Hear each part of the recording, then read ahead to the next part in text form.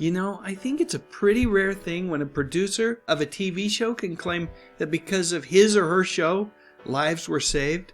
But with the TV show Emergency, perhaps above all others, Jack Webb can claim exactly that.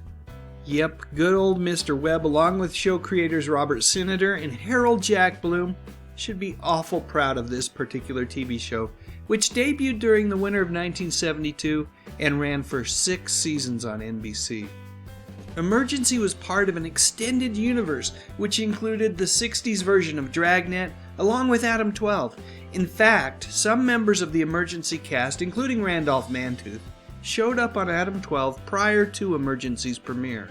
Once it debuted, I really enjoyed Emergency. Each episode moved at a really decent clip, and while some of the show's attempts at humor sometimes felt forced, the authenticity of the program was never in doubt.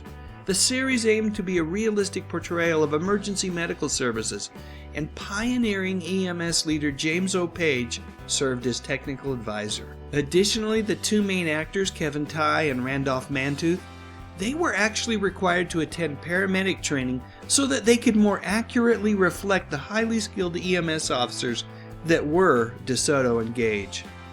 According to Wikipedia, the series aired at a time when ambulance coverage in the United States was rapidly expanding and changing, and the role of a paramedic was emerging as a profession.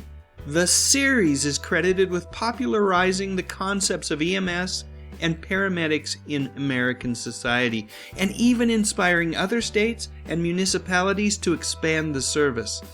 So there you go. Emergency truly did save lives, and its legacy continues to do so even today. As a kid, I didn't realize just what a force for good Emergency was. I just liked it for its adventure.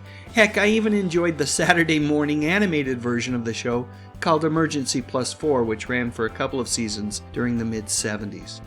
And while I didn't actually purchase the Emergency comic book published by Carlton Comics, no, my hard-earned cash was usually reserved for the Cape Crusader, I still would take time to leaf through the pages at our local Rexall drugstore. Although no one ever complained, I'm quite sure they grew weary of me hanging out there after school.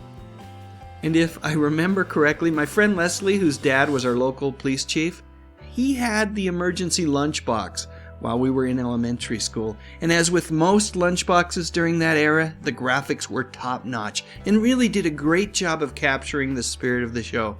I'm quite certain that it probably made the food, whatever food was inside, taste better as well.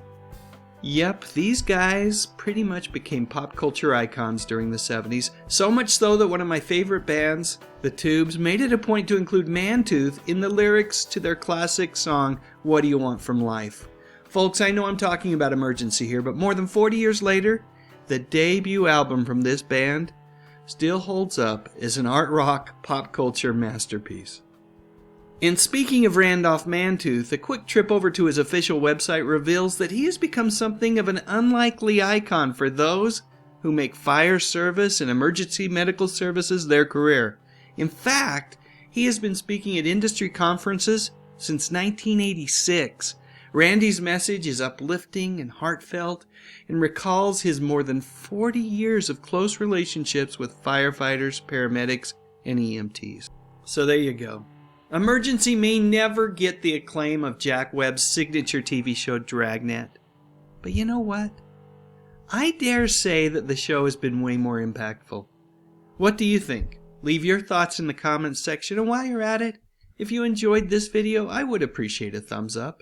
And what the heck? Why not consider subscribing to my little YouTube channel? I talk about music, movies, and television, mostly from the 50s, 60s, 70s, and 80s. You know, the good stuff. But most importantly, and as always, thank you so much for watching.